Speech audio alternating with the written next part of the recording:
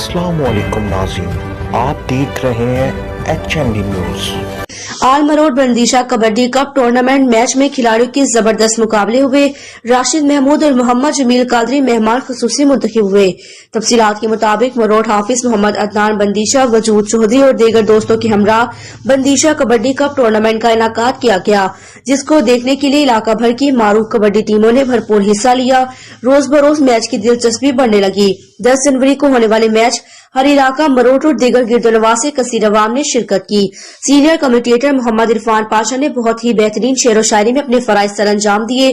तहसील फोटाबाज के मारूफ रेफरी उस्ताद ताहिर खान की मुंसिफाना उम्दा कारकर्दगी पर अवाम लुत्फानंदोज होती रही। मैच में कबड्डी पहलवानों के जबरदस्त हमले देखते हुए इलाका मरोड की अवाम को मजीद सैर व तफरीह का मौका फराहम हुआ।